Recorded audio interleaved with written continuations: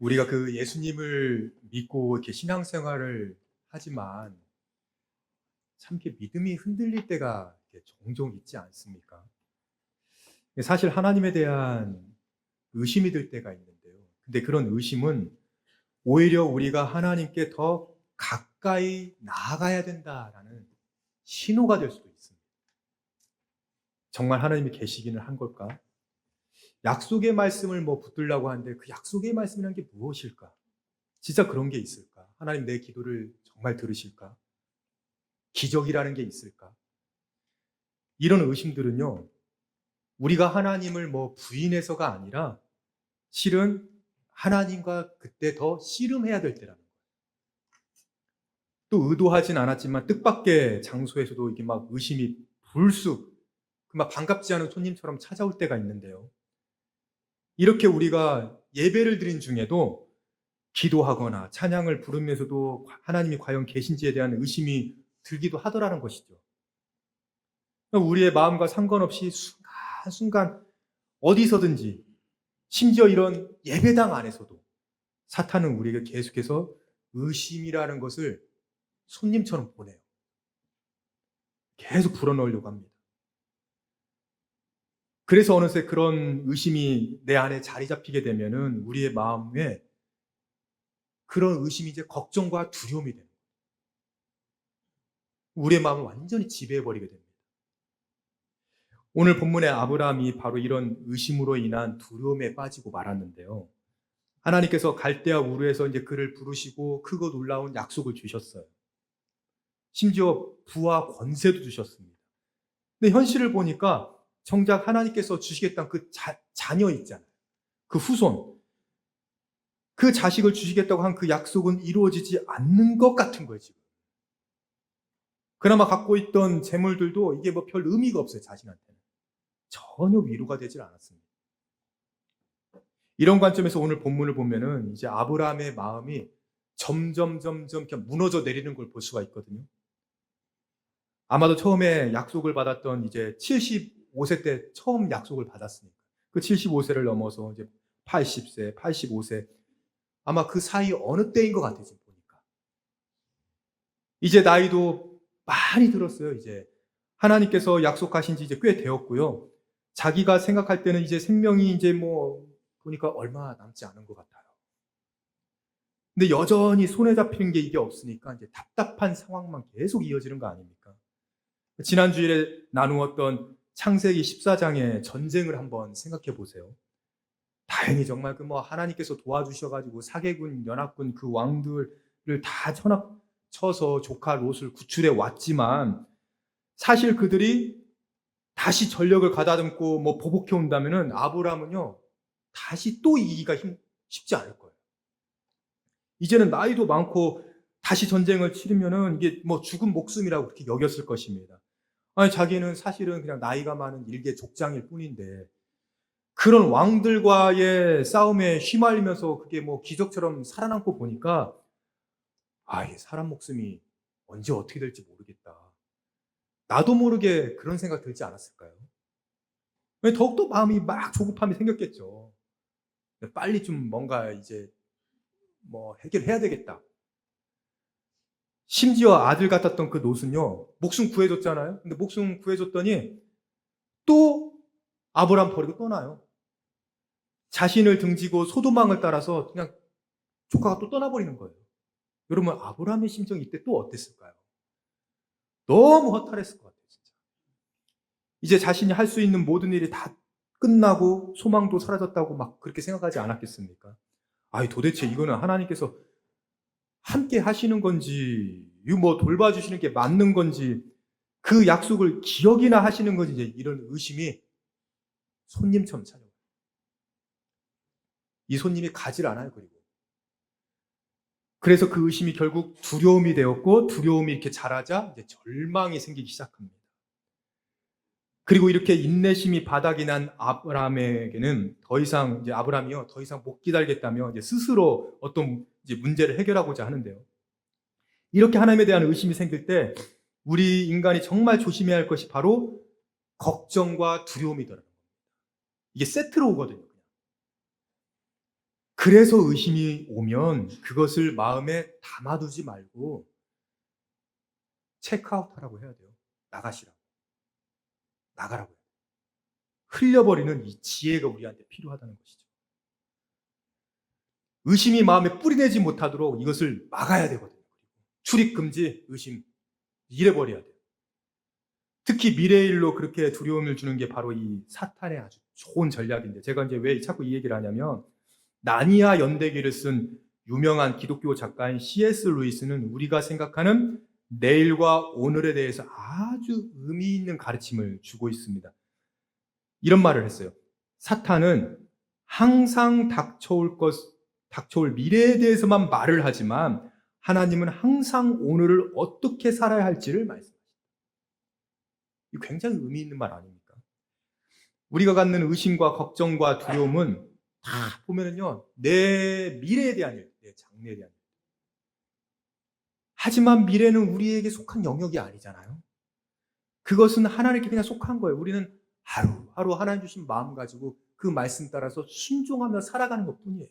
그래서 오늘 일을 말씀하시고, 내일 일을 염려하지도 말라고 하시고, 애써 노력한다고 뭐 내 뜻대로 내 미래를 만들어갈 수가 없습니다. 현재 살아가면서 아직 닥치지도 않은 미래의 일을 미리 떠올리면서, 그러면 어떻게 되겠어요? 걱정과 두려움이 찾아오죠. 문제는 그 걱정과 두려움이 하나님으로부터 오는 그 평안까지 빼앗아 보이더라고요. 그래서 지금 우리에게 필요한 것이 뭐냐면, 미래는 하나님의 손에 있음을 알고, 다만 주님을 신뢰함으로 오늘 내가 어떻게 살아야 될지, 어떻게 말씀에 순종하며 걸어갈지, 이 믿음의 자세가 우리에게 기쁨과 평안으로 반드시 인도할 거라는 걸 우리가 알고 있는 것, 이것이 우리에게 필요한 태도라는 것이죠. 그리고 이렇게 미래에 대한 두려움이 찾아온 이 아브라함이요, 이제 하나님께서 약속하신 자손에 대한 이 굳은 믿음마저 완전히 이제 무너져 내리는 걸 우리가 볼 수가 있는데요. 마지막 희망이었던 롯이 떠나는 모습을 보면서 약속을 부여잡았던 그 믿음마저 이제 무너져 버리자 스스로 양자를 세우려고. 15장 2절 말씀 한번 보세요. 우리 2절 말씀 함께 읽겠습니다. 아브라함이 이르되 주 여호와여 무엇을 내게 주려 하시나이까? 나는 자식이 없사오니 나의 상속자는 이 다메섹 사람 엘리에셀입니다. 아멘. 아니 도대체 무엇을 주시려고 합니까? 제게 자식을 주시긴 할 겁니까? 이게 너무도 이게 도발적인 질문 아닙니까? 그리고 아브라함이 찾은 대안을 이게 뭔가 봤더니요, 이 대안이 오랫동안 자신의 집에 종으로 있던 다메섹 사람 엘리에셀을 그냥 양자로 삼는 거예요. 당시에는 나이가 많은데도 후사가 없을 때는 자신의 노년을 보살펴줄 사람을 양자로 세우는 법이 있었기 때문에 그렇습니다. 오랫동안 집에서 거닐던 믿을 만한 종을 양자로 세워서 그에게 이제 상속권을 주면 아들처럼 주인의 노년을 잘 이렇게 살펴주고요. 장례도 치러주고, 또 남은 재산은 자기가 상속받게 되니까 이게 뭐 서로 전혀 손해볼 게 없어요. 근데 문제가 뭐예요? 아브라함이 종을 양자로 삼으려 한다는 것은 이 미래에 대한 내가 소망을 그냥 접어버렸다는 거지. 나 하나님한테 이제 기대하는 거 없습니다. 이러는 거예요. 더 이상 하나님의 약속을 기다리지 못하겠다는 거 아니겠어요? 자신이 기대했던 방향과 전혀 다른 이 현실을 보면서 완전히 믿음을 내려놓고, 이제 내 장례 치러줄 양자나 세워야 되겠다. 아브라함이요, 하나님 향한 열망이 사라지고 나니까요, 의심과 두려움이 가득한 채 이런 결심을 하게 된 것. 이게 오늘 본문에서 보이는 아브라함의 안타까움이더라는 것입니다. 그래서 오늘 본문에는 이제 두 가지 형태의 마음이 등장하게 되는데요. 하나는 하나님의 마음이 있어요.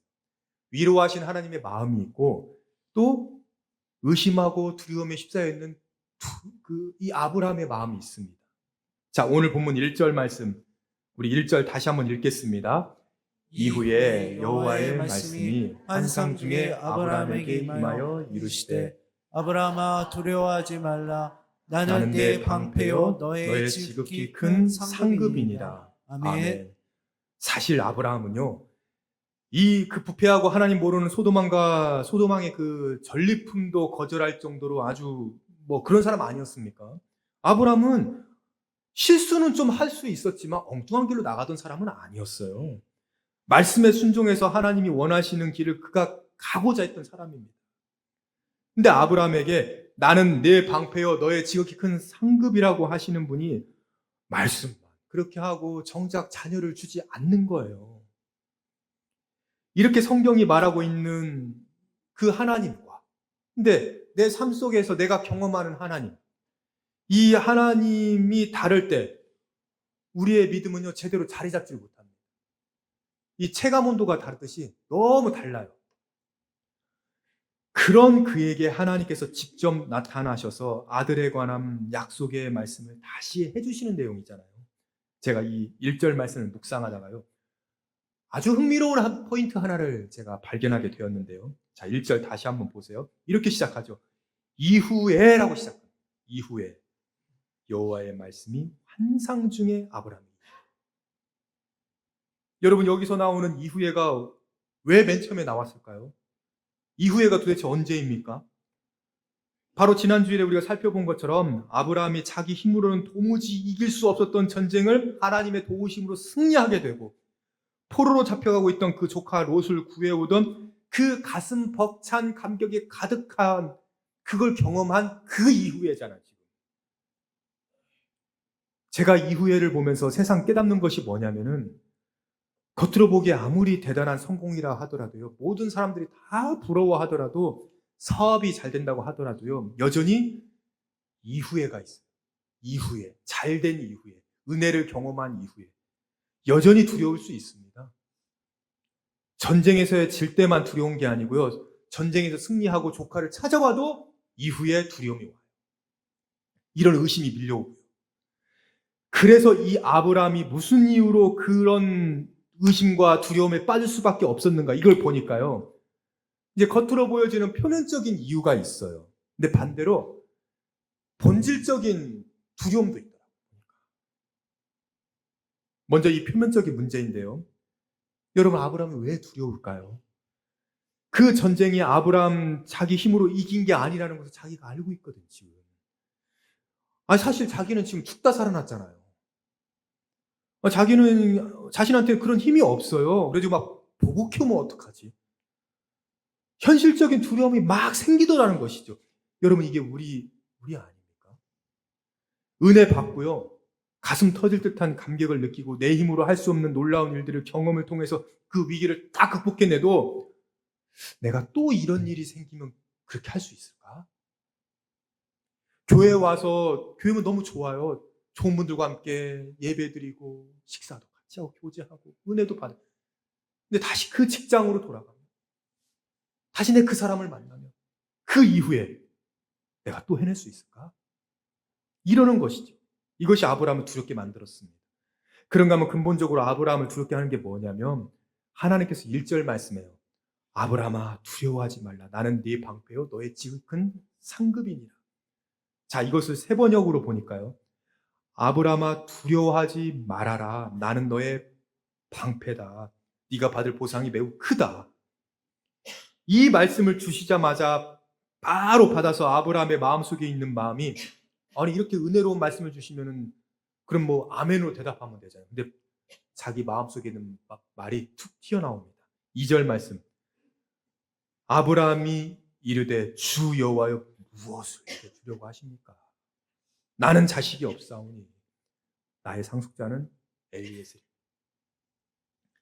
하나님께서 네가 받을 보상이 매우 크다라고 하시니까 그 말씀 앞에 나오는 이 반응 한번 보세요. 아니, 보상이 크면 뭐합니까? 자식이 없는데, 물려줄 자식이 없는데, 지금 자기 보상이 이 자식에게 주어진 이 부와 명예라고 생각하고 있거든요. 지금 물려줄 자식이 없어요.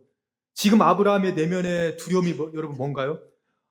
아니, 하나님이 그 자녀를 주시겠다라고 약속을 하셔서 그거 하나 믿고 갈대아 우르를 떠났고 하란에서도 또 떠났고 믿음으로 막 반응해서 여기까지 왔는데, 그 어려운 전쟁도 치러가지고 승리를 했는데, 전쟁 한번 이긴 게 여러분 무슨 소용이 있냐? 여전히 그 자녀에 대한 약속은 성취되지 않고 있는 것에 대한 의심과 두려움이에요. 이게 아브라함을 사로잡고 있었죠. 중간지대의 불안이라는 용어가 있는데요. 그러니까 이전 상태에서 내가 떠났지만 새로운 상태는 아직 도착하지 않은 그 사이에 그 사이를 가리키는 불안함이거든요. 그러니까 쉽게 말씀드리자면은 서커스를 할 때 그 공중근해 하는 그 고개사들 있잖아요. 그 한 고개사가 그네를 잡고 높이 올라갔다가 이제 손을 놓고 이제 다음 고개사 손을 잡아야 되잖아요, 지금. 근데 그 아직 다음 그네를 잡지 못한 그 찰나의 짧은 순간, 내가 저 손을 혹시 놓치면 어떡하지? 지금 그게 딱 그 중간지대의 불안이거든요. 그러니까 아브라함이요, 이 중간지대의 불안을 지금 겪고 있는 중이에요. 하나님이 나 응답하지 않으시면 어떡하지? 중간지대의 불안이에요. 마찬가지로 오늘 우리가 겪고 있는 모든 불안함들, 이 중간지대의 불안 아니겠습니까? 순간순간 하나님의 은혜로 여러 가지 위기를 모면하고 내가 또 살아왔지만 아직 완벽한 하나님의 나라가 임한 것이 아니기 때문에요. 미래에 대한 불안함이 있어요. 놓치면 어떡하지? 그래서 오늘 본문의 아브라함은 미래에 대한 이 불확실성 때문에 마음에 있는 두려움이라는 감정이 나도 모르게 말로 툭 튀어나와요. 노출시켜요. 그런데 이런 미래에 대한 불안한 두려움이 왜 위험한가 하면은요, 이 불투명한 미래에 대한 두려움을 안고 가는 사람들이요, 다른 게 아니라 판단력이 흐트러지기 때문에 그렇습니다. 이 판단력이 흐려져요. 두려움이 상황을 제대로 인식하지 못하게 그냥 만들어버린다는 것이죠. 2절 말씀 다시 한번 보세요. 아브라함이 이르되 주 여호와여 무엇을 내게 주시려 하나이까? 나는 자식이 없사오니 나의 상속자는 이 다메섹 사람 엘리에셀이다. 아브라함이 아마 내 상속자는 엘리에셀이야, 나의 종이야. 이때 갑자기 생각난 아이디어가 아닐 겁니다. 이미 마음에 두고 있었어요. 계속 의심과 두려움이 반복되니까요. 여러분, 아브라함의 조급함이 막 느껴지지 않으세요? 자기가 지금 질문을 드렸잖아요, 하나님한테. 하나님 무엇을 내게 주시려고 합니까? 물어봤으면 응답도 좀 기다려봐야 되잖아요. 근데 답도 기다리지 않고 그냥 자기가 대안을 제시해버려요.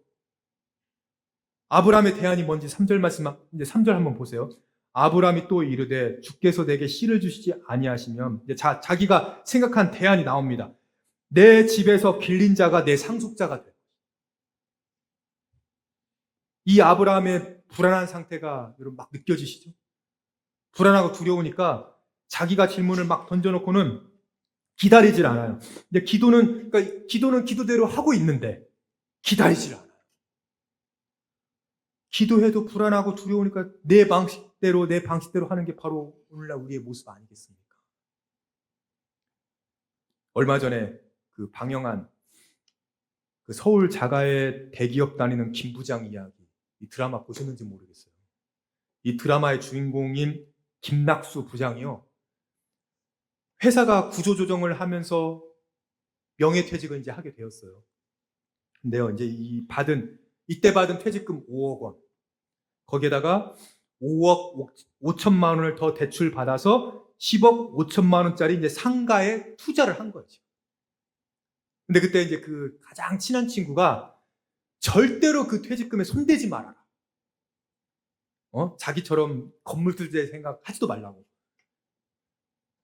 그런데 그렇게 말을 하거든요. 그런데도 이 김 부장이 노후에 대한 불안함 때문에 조급함을 이기지 못하고요, 아내에게는 비밀로 하고 투자를 한 거예요, 지금.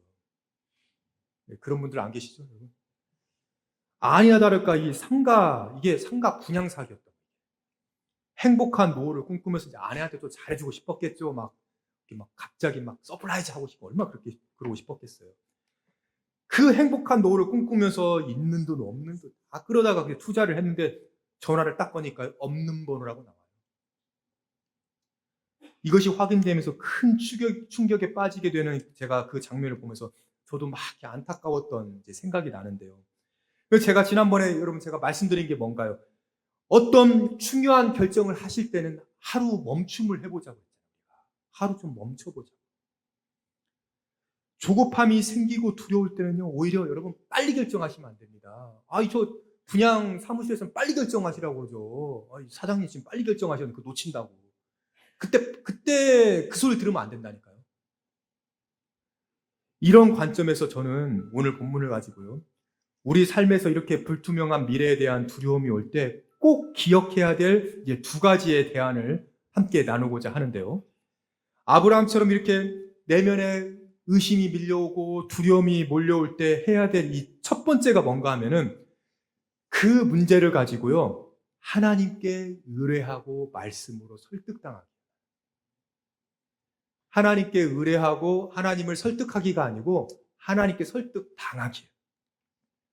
오늘 본문에서 아브라함이 이제 이렇게 하는데 1절에 이제 보시면 아브라함아 두려워하지 말라 나는 네 방패요 너의 지극히 큰 상급이라고 하셨는데 아브라함이 이때 아멘 하지 않습니다. 어떤 면에서는 무례한 것 같아요. 지금 보면. 왜냐하면 네가 받을 보상이 크다라고 하셨는데 그러면 그 말씀 끝나자마자 할렐루야 막 아멘 막 이래야 되잖아요. 근데 2절 말씀에 여호와여 무엇을 내게 주시려고 합니까? 나는 자식이 없습니다. 내 상속자 내가 정했습니다. 자기가 다 대안을 가지고 있습니다. 그랬더니 하나님이 말씀으로 그 생각을요 교정해 주세요. 4절 말씀, 우리 4절 함께 읽겠습니다. 여호와의 말씀이 그에게 임하여 이르시되 그 사람이 네 상속자가 아니라 내 몸에서 날짜가 내 상속자가 되리라 하시고. 아멘. 하나님께서 생각을 교정해 주세요. 그 사람이 네 상속자가 아니고 네 몸에서 날짜가 상속자다. 구체적으로 말씀해 주시잖아요. 여러분 오늘 우리가 이렇게 함께 예배를 드리는데요, 여러분 하나님의 말씀으로 좀 설득을 지금 좀 당하고 계십니까? 또는 엿새 동안 하나님의 말씀으로 좀 설득을 당하셨나요? 여기에 계신 우리 성도님들 대부분은 저를 비롯해서 우리가 다 교회 오래 다녔잖아요. 그런데 우리가 그 오랜 신앙생활을 하는 동안 말씀으로 교정받고 설득당하고 인도함을 받는 경험이 우리에게 없다면 어떻게 우리 미래에 대한 두려움을 우리가 가둬두지 않고 그걸 그냥 흘려버리겠냐고요. 어떻게 분별이 돼요, 그게? 이게 하나님이 투자해야 되는 게 음성인지 아닌지 이게 어떻게 분별이 돼요? 계속 의심하고 기도는 하는데 내 뜻대로 하고 그것이 반복되고 이제 우리가 그러겠죠, 이제. 근데 하나님이요, 아브라함의 이 무례한 말투에 정말 화를 내실 만도 한데 그러지 않으시고 부드러운 말씀을 설득하시는 거예요. 4절을 다시 한번 보세요. 여호와의 말씀이 그에게 임하여 이르시되 그 사람이 네 상속자가 아니라 네 몸에서 날짜가 네 상속자다. 여호와의 말씀이 그에게 임하여 이르시되, 아브라함의 종인 엘리에셀이 그게 그 사람의 상속자가 아니라 네 몸에서 태어날 자가 상속자라고 제적으로 알려주시잖아요. 아브라함은 하나님이 아무것도 주시지 않으시니까 나 더 이상 기다리지 않겠다고 하면서 막 자기의 불안함, 불만들을 다 토로해내는데 하나님은 그런 아브라함에 대해서는 뭐라고 하지 않으십니다. 그래서 인생에 대해서 두렵고 불안하고 그러시면요, 하나님 앞에 나오세요, 여러분. 주님 앞에 십자가 앞에 나와서 토로하세요, 그냥. 불만도 말씀하시고요. 시편을 보세요, 여러분. 다 은혜로운 말씀만 있나요? 하나님 앞에 막 통회하고 막 불만을 토로하고 얼마나 그런 시편들 많습니까? 근데 다만 이것은 여러분 꼭 아셔야 돼요. 이제는 진짜 내 인생을 하나님께 의뢰하라는 거구나. 나를 설득하고 계신 거야, 지금. 여러분 그렇게 생각하셔야 됩니다. 베드로전서 5장 7절 말씀 함께 읽겠습니다. 너희 염려를 다 주께 맡기라. 이는 그가 너희를 돌보십니다. 아멘. 이것을 예전에 우리 개역 한글판 옛날 성경 있잖아요. 그 성경으로 보면은 너희를 돌보심이라는 이 말을 너희를 권고하심이라라고 나옵니다. 기억나시죠? 권고라는 말은 윗사람이 아랫사람에게 하는 충고잖아요. 하나님께서 우리에게 충고하실 때가 있어요. 어떻게 말씀하세요? 염려를 다 주께 맡기라고 하시잖아요. 그걸 충고하세요. 설득하시고. 미래에 대한 두려움과 걱정이 몰려올 때 하나님께 의뢰하고 생각을 교정받아요. 그렇게 우리에게 하나님 앞에 우리가 설득당할 수 있는 저와 우리 성도님들 다 되실 수 있기를 주님의 이름으로 소망합니다. 그런가 하면 여러분 두 번째는요, 더 넓은 시야로 바라보기. 더 넓은 시야 바라보기. 5절을 보면 하나님께서 굉장히 독특한 행동을 하시는데요. 4절에서 이제 아브라함의 생각을 교정시켜 주시고 이제 하나님께 할 만큼 하셨으니까 거기서 끝내도 되잖아요. 근데 거기서 끝나질 않으세요. 5절 말씀 한번 보세요. 자, 우리 5절 함께 읽겠습니다. 그를 이끌고 밖으로 나가 이르시되 하늘을 우러러 무뼈를 셀 수 있나 보라. 또 그에게 이르시되 네 자손이 이와 같으리라. 아멘. 제가 지난 한 주 내내 이제 이 부분이요. 아유, 하나님 왜 굳이 이렇게 아브라함 또 데리고 나가셨을까? 이것을 묵상하는데요. 왜 하나님은 그냥 아브라함 네 몸에서 날짜가 네 상속자가 되리라 여기까지 말씀하셔도 되는데 끝나지 않고 그를 이끌고 밖으로 데리고 나가서 이르시되 아브라함을 데리고 나가셨어요. 그러면서 하늘을 우러러 무뼈를 셀 수 있나 한번 봐라 네가. 하늘의 별을 보라고 하시죠. 이때 아브라함이요. 여러분 그 별들을 수많은 별들을 보면서 무슨 생각을 했을까요 지금? 내가 저 수많은 별을 어떻게 셀 수 있지? 이랬을 거 아닙니까? 지금 시대야 지금 시대 그 서울 한복판의 그 밤하늘이 아니라 4,000년 전에 고대 중동의 하늘을 지금 떠올리셔야 돼요. 지금은 별을 찾아보기가 어렵죠. 제가 그 몽골에 갔을 때 게르라고 해가지고 거기 이제 그 유목민들 그 거주지가 있잖아요. 거기서 이제 나와가지고 밤에 밤하늘 이렇게 보는데요. 와, 세상에. 저는 정말 별이 쏟아진다는 걸 그때 처음 알았던 것 같아요. 진짜. 얼마나 대단한지 모릅니다. 캄캄한 공간이라고 찾아볼 수도 없고요. 완전히 별이 막 쏟아져요. 별이 쏟아지는 해변으로 가시면 안 되고 진짜 막 보면은요. 몽골 정말 대단해요. 4,000년 전에 하나님께서 아브라함에게 보여주셨던 별들이 여러분 그러지 않았을까요? 제가 왜 이런 말씀을 드리는지 6절 말씀, 제가 일부러 6절 그 본문을 꼭 포함했거든요. 6절 우리 함께 읽겠습니다.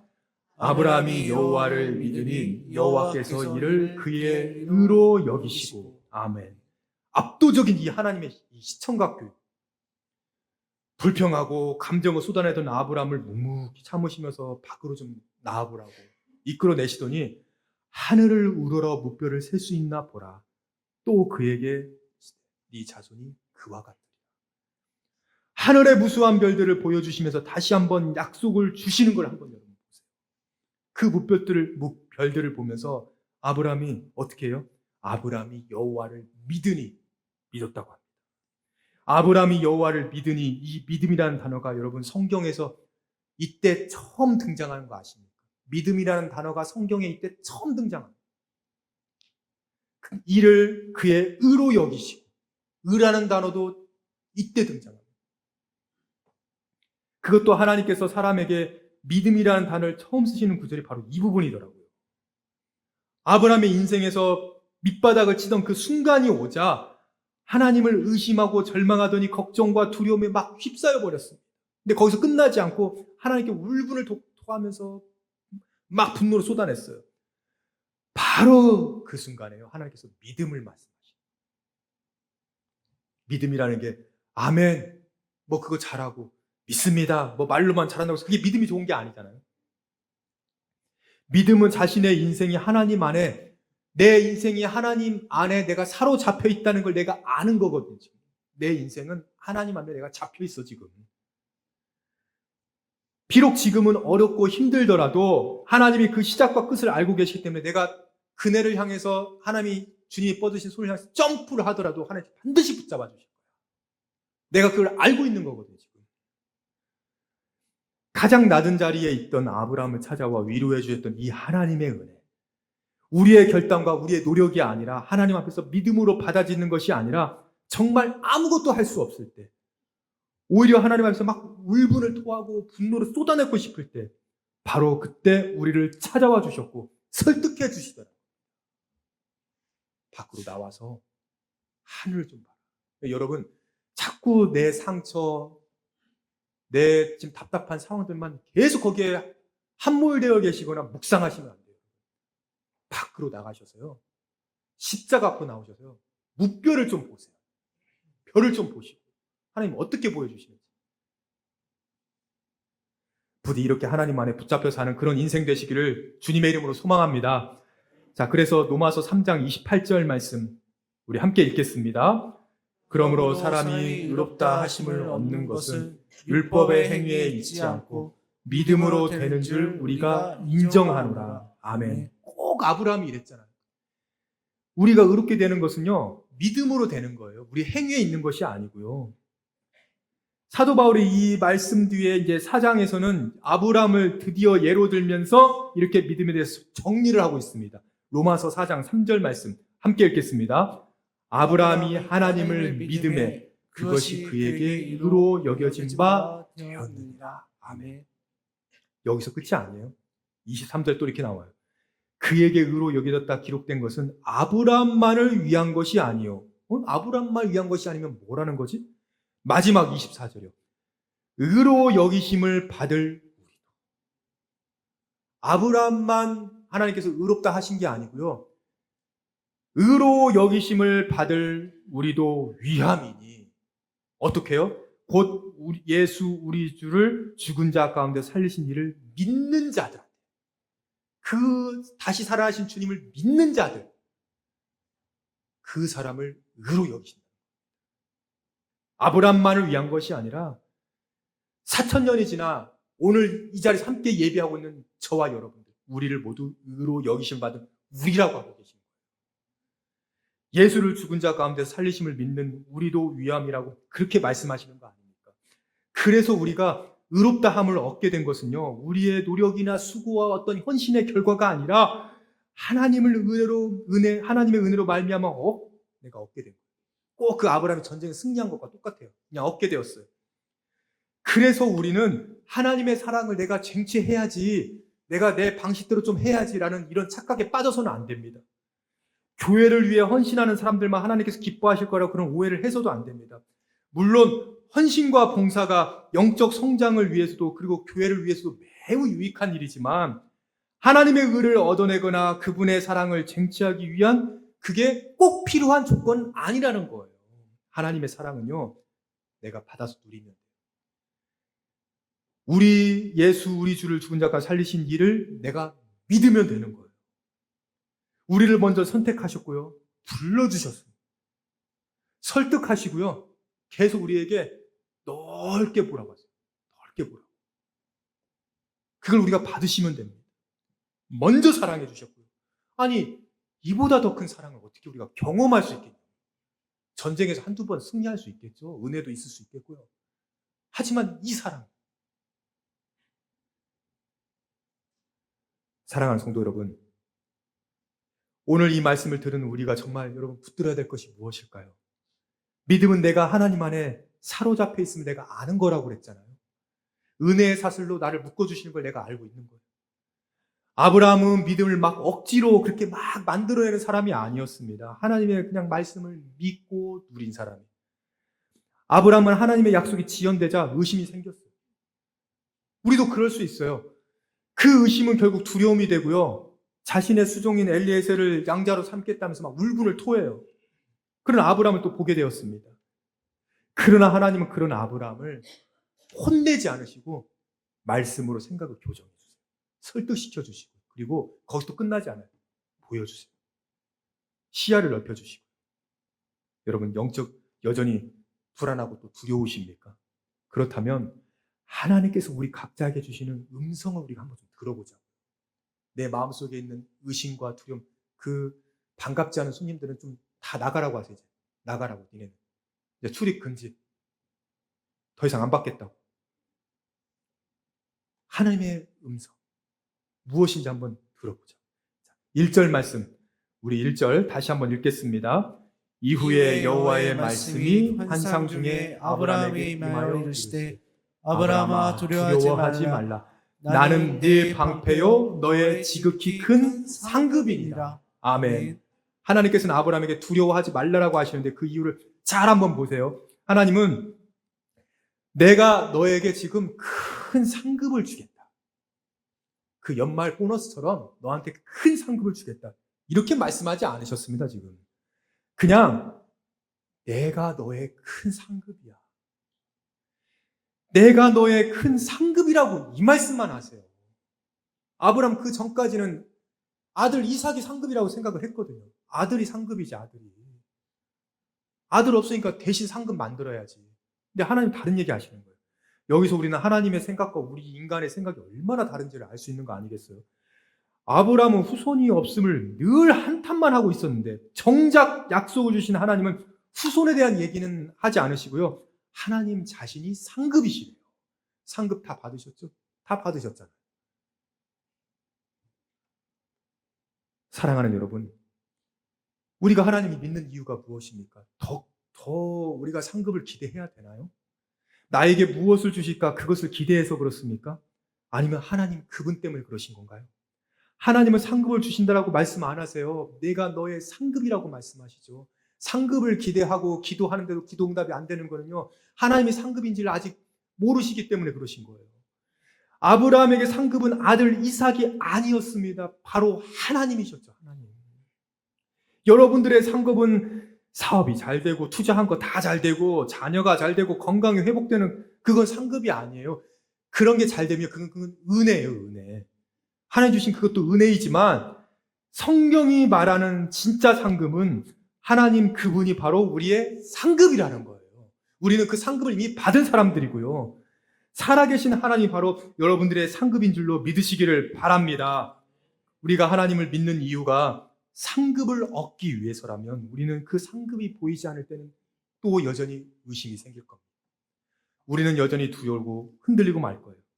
의심은 또 두려움이 되고요. 믿음도 함께 그냥 흔들리게 될 거예요. 조급함이 내게 밀려오니까 시야가 점점 좁아져요. 실수하는 거예요. 그래서. 그러나 하나님 자체가 우리의 상급이라는 사실 우리가 붙들고 살아간다면 상황이 막 흔들려도요, 믿음은 무너지지 않는다는 것이죠. 그래서 사랑하는 우리 성도님들, 하나님 한 분만을 우리의 상급으로 여기시기를 소망합니다. 하나님, 우리의 하나님이 되어주신다면 이미 우리는 우리 인생에서요, 가장 큰 상급을 받은 사람. 무엇을 더 하나님께 달라고 할 수 있겠습니까? 감사로, 자족하며 살아갈 일만 남았죠, 이제. 하나님에 대한 의심이 들고 두려움이 올 때 흘려버리세요. 그 지혜를 달라고 하시고, 이게 하나님의 음성인지 사탄의 음성인지 모를 때는요, 지혜를 달라고 하세요. 하나님께 의뢰하고 말씀으로 설득당하는 것, 이것이 진정한 하나님의 은혜라는 것이죠. 무엇보다 더 넓은 시야를 달라고 구하시기 바랍니다. 상급을 찾는 게 아니라 상급이 되신 하나님. 그래서 하나님이 무엇을 주시냐보다 더 큰 복이 바로 하나님이 우리의 하나님이 되어주신다는 사실을 믿고 고백하며 그렇게 살아갈 수 있는 저와 우리 성도님들 다 되실 수 있기를 주님의 이름으로 축원합니다.